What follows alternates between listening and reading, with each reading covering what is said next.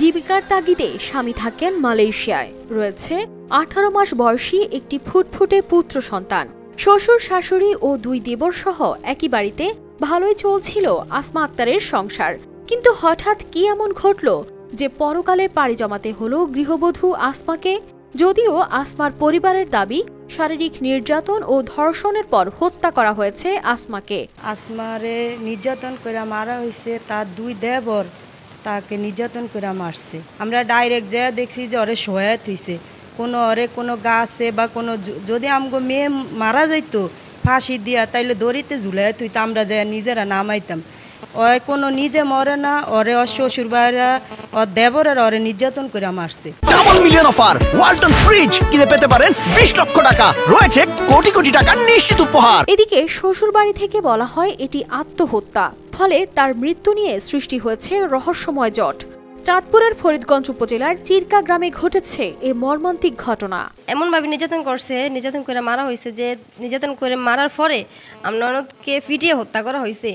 যখন আমরা গোসল করতে বাড়িতে যাই, আমার ননদের সারা অঙ্গে শুধু কামড়ের দাগ পাইছি। আমার ননদের এমনভাবে অত্যাচার করেছে, একটা মানুষের ফাল, একটা পশু পাখি ফাললো, এতটা অত্যাচার করে না। আমার ননদকে এমন অত্যাচার করে মারা হয়েছে, আমরা সাইমুন আর শাইনের ফাঁসি চাই। প্রায় 3 বছর আগে চিরকা গ্রামের রাড়িবাড়ির হানিফ রাড়ির ছেলে মাসুমের সাথে বিয়ে হয় চরমথুরা গ্রামের হাফেজ খানের মেয়ে আসমা আক্তার তানজিনার। গত 3রা নভেম্বর আসমার স্বামীর পরিবারের পক্ষ থেকে জানানো হয় আসমা আক্তার গলায় ফাঁস দিয়ে আত্মহত্যা করেছে। তবে ঘটনাস্থলে আত্মহত্যার কোনো আলামত পাওয়া যায়নি বলে দাবি আসমার পরিবারের। শ্বশুর শাশুড়ির সহায়তায় 2 দেবর এ হত্যায় জড়িত এমন অভিযোগে বিক্ষোভে উত্তাল পুরো এলাকা। পুলিশের সুরথাল রিপোর্টে কিছু আঘাতের চিহ্ন পাওয়া গেছে এবং যেই মহিলা তাকে গোসল করাইছে সেই মহিলা পরবর্তীতে বলেছে তার স্পর্শকাতর কিছু স্থানে দাঁতের কামড়ের চিহ্ন রয়েছে। তো এত স্পষ্ট যে শারীরিক নির্যাতন করে ওই মহিলাকে হত্যা করা হয়েছে।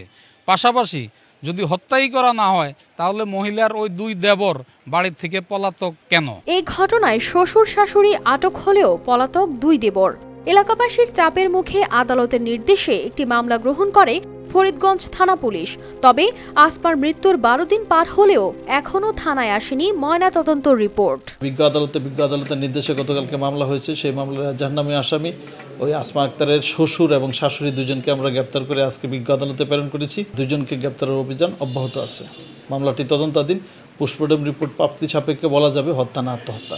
গৃহবধূ আসমা আক্তার তানজিনার মৃত্যুর রহস্যের উদ্ঘাটন করে দ্রুত অপরাধীদের আইনের আওতায় এনে দৃষ্টান্তমূলক শাস্তির ব্যবস্থা হবে, এমনটাই প্রত্যাশা পরিবার ও স্বজনদের। News desk, RTV।